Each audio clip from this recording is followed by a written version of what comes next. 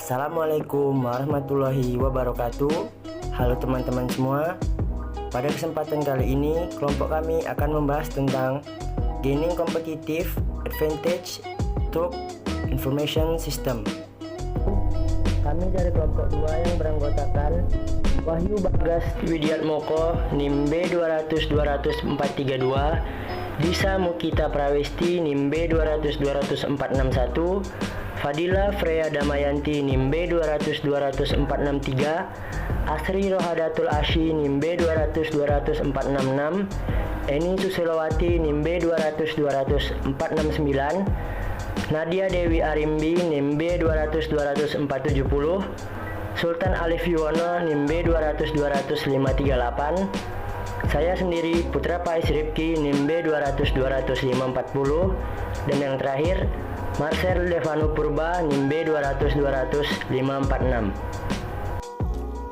Perusahaan dan lingkungannya. 1. Model sistem umum perusahaan. Yang pertama ada sumber daya fisik. Tempatnya ada yang paling bawah itu meliputi pegawai, bahan baku, mesin, dan uang. Sumber daya ini diupayakan secara internal. Kemudian ada aliran sumber daya virtual atau konseptual. Ini itu sifatnya elektronis, meliputi data, informasi, dan informasi dalam bentuk keputusan. Ini dari transformation process, tempatnya ada yang paling bawah itu akan menjadikan sebuah data yang ada di atasnya itu. Data di sana akan diproses menjadi sebuah informasi yang nantinya akan menghasilkan sebuah keputusan. Kemudian yang selanjutnya mekanisme pengendalian perusahaan. Unsur-unsur yang memungkinkan perusahaan mengendalikan operasinya itu meliputi 1. Standar kinerja, 2. Manajemen perusahaan, dan yang ketiga ada pemroses informasi. Di sini dari pemroses informasi akan diteruskan kepada manajemen yang nantinya akan menghasilkan sebuah keputusan dengan ditunjang oleh standar kinerja atau perusahaan atau kebijakan yang ada di sana. Karena keputusan itu dibuat tidak hanya berdasarkan data informasi saja, tetapi juga diproses dari kebijakan dan prosedur yang ada di perusahaan tersebut. Penjelasan. 1. Aliran sumber daya fisik. Sumber daya fisik sebuah perusahaan meliputi pegawai, bahan baku, mesin, dan uang. Di sini pegawai dipekerjakan oleh perusahaan diubah ke tingkat keahlian yang lebih tinggi melalui pelatihan dan pengalaman, dan pada akhirnya meninggalkan perusahaan. Yang selanjutnya yaitu bahan baku memasuki perusahaan dalam bentuk input diubah menjadi barang jadi yang kemudian dijual kepada pelanggan.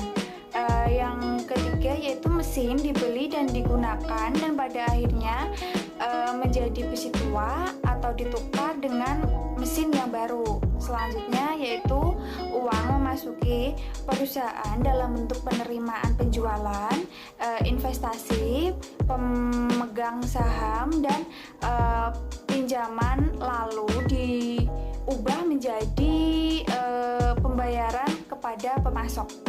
2. Mekanisme pengendalian perusahaan.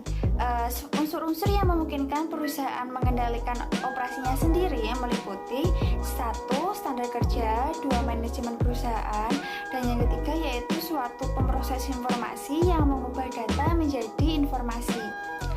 3. Aliran sumber daya virtual. Aliran sumber daya virtual perusahaan yaitu dari data yang kemudian diolah menjadi informasi yang digunakan untuk pengambilan keputusan. Yang keempat yaitu ada lingkaran umpan balik. Lingkaran umpan balik terjadi ketika data dari perusahaan dari lingkungan dimasukkan ke dalam pemroses informasi yang mengubahnya menjadi informasi. Informasi ini kemudian digunakan oleh para manajer untuk melakukan pengambilan keputusan yang akan memengaruhi perubahan-perubahan yang dibutuhkan pada sistem fisik. Manajemen dalam pengambilan keputusan selalu dipandu oleh standar-standar kinerja perusahaan sehingga dapat diketahui apakah kinerja tersebut sesuai dengan yang diharapkan atau tidak. 2. Perusahaan di dalam lingkungannya. Lingkungan dapat bervariasi dari satu perusahaan ke perusahaan lainnya. Unsur-unsur lingkungan ini adalah organisasi dan individu yang berada di luar perusahaan dan memiliki pengaruh langsung maupun tidak langsung atas perusahaan. ada model 8 unsur lingkungan. Yang pertama yaitu ada government atau pemerintah. Pemerintah baik itu di tingkat nasional, provinsi maupun lokal akan memberikan pembatasan dalam bentuk peraturan dan perundang-undangan dan juga memberikan bantuan dalam bentuk pembelian, informasi, dan dana. Lalu yang kedua yaitu ada komunitas global. Komunitas global atau global community adalah wilayah geografis di mana perusahaan menjalankan operasinya. Yaitu yang ketiga ada pelanggan. Pelanggan atau customer adalah orang yang kegiatannya membeli dan menggunakan suatu produk baik barang maupun jasa secara terus-menerus. Yang keempat ada pesaing atau kompetitor. Pesaing ini mencakup semua organisasi yang bersaing dengan perusahaan di dalam pasar. Yang kelima yaitu ada pemegang saham dan pemilik atau stockholder and owners. Adalah orang-orang yang menginvestasikan uang ke dalam perusahaan. Mereka adalah pemilik perusahaan yang sebenarnya. Yang keenam yaitu ada serikat buruh atau labor union. Adalah organisasi dari para pekerja terampil maupun tidak terampil dari berbagai jenis bidang usaha dan industri. Yang ketujuh yaitu ada pemasok atau supplier atau yang disebut juga vendor, memasok bahan baku, mesin, jasa, orang, dan informasi yang digunakan perusahaan untuk menghasilkan produk dan jasanya. Yang terakhir ada komunitas keuangan atau financial community, terdiri atas industri-industri seperti bank dan institusi lainnya yang memengaruhi sumber daya keuangan yang tersedia bagi perusahaan. 3. Aliran sumber daya lingkungan. Perusahaan terhubung dengan unsur-unsur lingkungan melalui aliran sumber daya lingkungan. Aliran-aliran yang umum terjadi meliputi aliran informasi dari pelanggan, aliran barang jadi kepada pelanggan, aliran uang kepada pemegang saham, dan aliran bahan baku dari pemasok. Untuk aliran yang lebih jarang terjadi meliputi 1. Aliran uang dari pemerintah, aliran bahan baku kepada pemasok atau retur pembelian, dan aliran pegawai kepada pesaing atau pembajakan karyawan.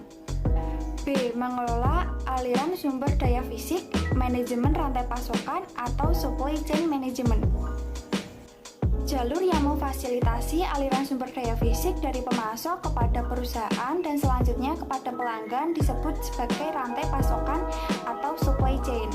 Aliran sumber daya melalui rantai pasokan harus dikelola untuk memastikan bahwa aliran tersebut terjadi dengan cara yang tepat waktu dan efisien. Proses ini disebut sebagai manajemen rantai pasokan.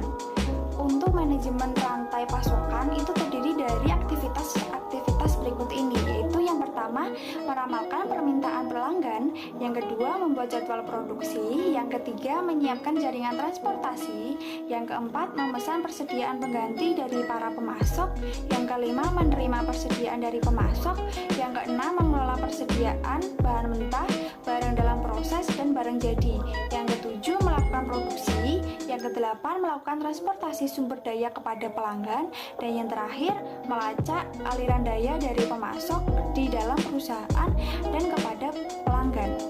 1. Sistem elektronik. Di sini data dimasukkan ke dalam terminal melalui input keyboard, pemindahan kode batang atau ID frekuensi radio. Lalu dengan terkumpulnya data, sistem informasi perusahaan akan diperbarui untuk menggambarkan lokasi terakhir dari sumber daya yang sedang dilacak. Kemudian kemampuan untuk melacak aliran sumber daya akan memberikan kontribusi pada manajemen rantai pasokan. 2. Manajemen rantai pasokan dan sistem perencanaan sumber daya usaha. Manajemen rantai pasokan hanya salah satu aspek dari perencanaan sumber daya perusahaan, namun memainkan peranan yang sangat penting dalam operasi. Penggunaan sistem ERP dari vendor yang sama oleh para anggota di dalam rantai pasokan akan membantu memfasilitasi aliran informasi rantai pasokan. C. Keunggulan kompetitif. Keunggulan kompetitif yang dapat dicapai dengan 1. Memberikan produk dan jasa pada harga yang lebih rendah. 2. memberikan produk dan jasa dengan kualitas yang lebih tinggi, dan 3. Memenuhi kebutuhan-kebutuhan khusus dari segmen-segmen tertentu. Di dalam bidang sistem informasi, keunggulan kompetitif mengacu pada penggunaan sistem informasi untuk mendapatkan pengungkitan di dalam pasar. 1. Rantai nilai Porter. Profesor Harvard Michael E. Porter meyakini bahwa sebuah perusahaan meraih keunggulan kompetitif dengan menciptakan suatu rantai nilai yang terdiri atas aktivitas-aktivitas utama dan pendukung yang memberikan kontribusi pada margin. Margin tersendiri adalah nilai dari produk dan jasa perusahaan setelah dikurangi harga pokoknya. Berikut adalah gambar rantai nilai. Perusahaan menciptakan nilai dengan melakukan apa yang disebut oleh Porter sebagai aktivitas nilai. Aktivitas nilai terdiri atas 2 jenis, yaitu aktivitas nilai utama dan pendukung. Aktivitas nilai utama meliputi logistik input yang mendapatkan bahan baku dan persediaan dari pemasok, operasi perusahaan yang mengubah bahan baku menjadi barang jadi, logistik output yang memindahkan barang kepada pelanggan, operasi pemasaran dan penjualan yang mengidentifikasi kebutuhan pelanggan dan mendapatkan pesanan, dan aktivitas-aktivitas jasa yang menjaga hubungan pelanggan yang baik setelah penjualan. Aktivitas nilai pendukung mencakup nilai infrastruktur yang secara umum akan mempengaruhi seluruh aktivitas utama, manajemen sumber daya manusia, pengembangan teknologi, dan pengadaan. Tambahan keunggulan dapat dimensi-dimensi keunggulan kompetitif.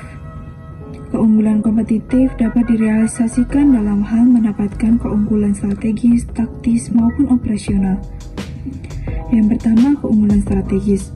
Keunggulan strategis adalah keunggulan yang memiliki dampak fundamental dalam membentuk operasi perusahaan.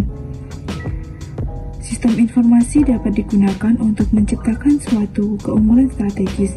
Sebagai contoh, sebuah perusahaan dapat memutuskan untuk mengubah seluruh datanya menjadi basis data dengan alat penghubung standar untuk memungkinkan berbagi dengan sekutu-sekutu bisnis dan pelanggannya. Yang kedua, keunggulan taktis. Keunggulan taktis dapat diperoleh ketika perusahaan tersebut mengimplementasikan strategi dengan cara yang lebih baik dari para pesaingnya. Sebagai contoh, perusahaan meningkatkan layanan pelanggan dengan menawarkan kepada pelanggan akses langsung ke informasi. Yang ketiga, keunggulan operasional. Keunggulan operasional adalah keunggulan yang berhubungan dengan transaksi dan proses sehari-hari. Sebagai contoh, suatu situs web yang mengingat pelanggan dan presensi mereka dari transaksi masa lalu akan mencerminkan suatu keunggulan operasional. Lalu, sistem nilai. Pada sistem nilai, terdapat rantai nilai pemasok, rantai nilai perusahaan, dan rantai nilai pelanggan. D. Tantangan dari pesaing-pesaing global.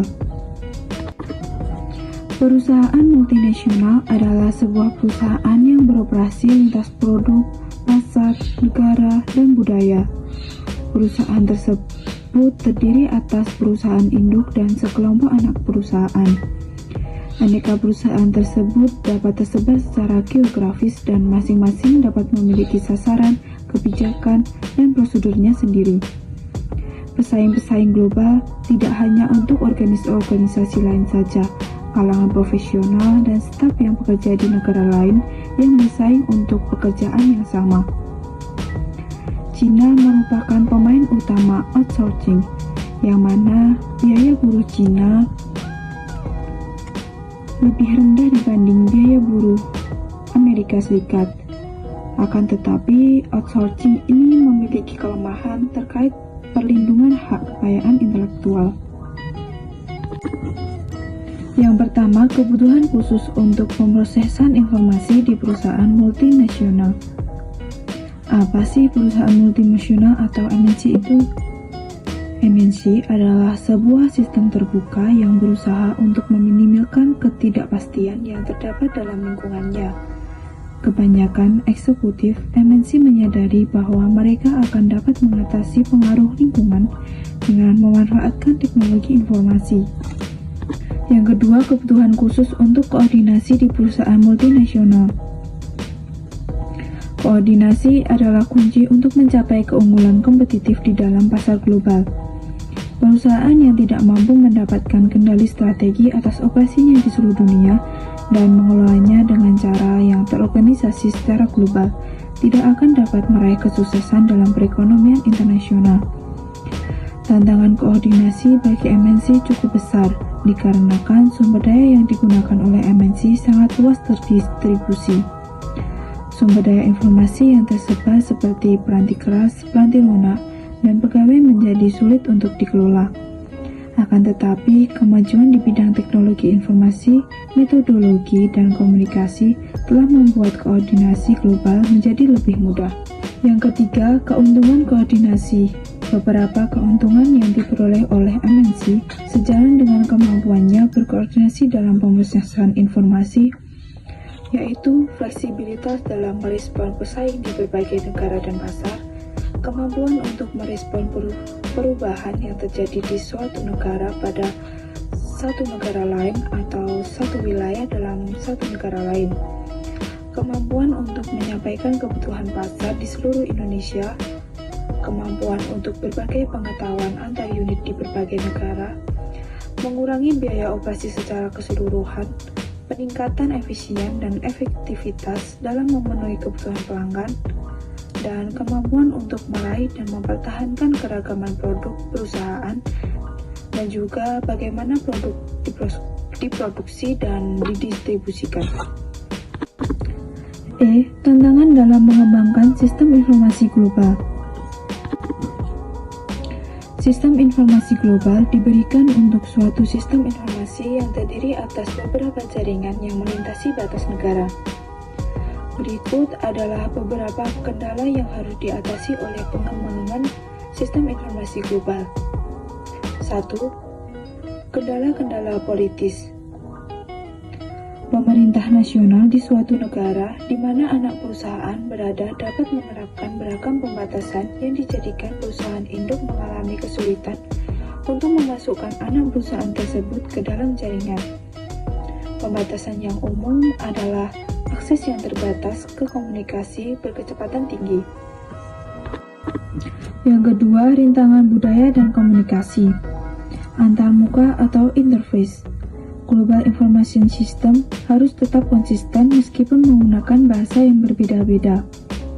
Kebanyakan antarmuka Global Information System mengandalkan grafik dan icon untuk berinteraksi dengan pengguna. Pada rintangan budaya dan komunikasi terjadi 3 pembatasan, yakni yang pertama, pembatasan pembelian dan impor peranti keras.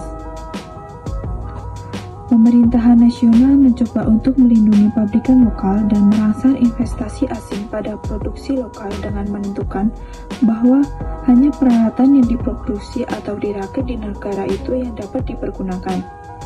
Yang kedua, pembatasan pemrosesan data. Kebijakan nasional dapat mengatur bahwa data harus diproses di dalam negeri, bukan dikirimkan ke luar negeri atau diproses di tempat lain. Yang ketiga, pembatasan komunikasi data. Pembatasan komunikasi data yang paling banyak dipublikasikan adalah pembatasan yang dikenakan pada aliran dan antar negara.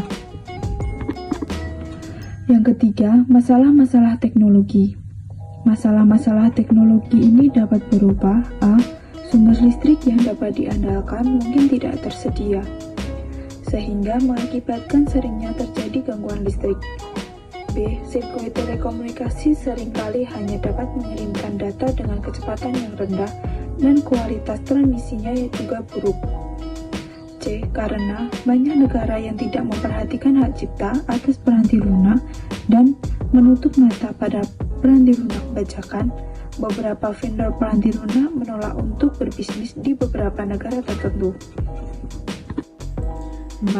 Kurangnya dukungan dari manajemen anak perusahaan. Manajemen kantor anak perusahaan seringkali ikut menjadi masalah. Beberapa merasa yakin bahwa mereka dapat menjalankan anak perusahaannya tanpa harus mendapat bantuan. dan mereka memandang peraturan yang ditetapkan oleh kantor pusat sebagai suatu hal yang tidak perlu. Beberapa manajer anak perusahaan mendapat imbalan berdasarkan profitabilitas dan mereka akan berusaha menghambat solusi korporat yang dapat mengurangi pendapat mereka. Selanjutnya yaitu F. Manajemen pengetahuan. Dan manajemen pengetahuan sendiri terdapat dua bagian, yaitu sumber daya dan manajemen pengetahuan. Sumber daya sebuah perusahaan terdiri atas 1. Peranti keras komputer, 2. Peranti lunak komputer, 3. Spesialis informasi, 4. Pengguna, 5. Fasilitas, 6. Database, yang terakhir informasi.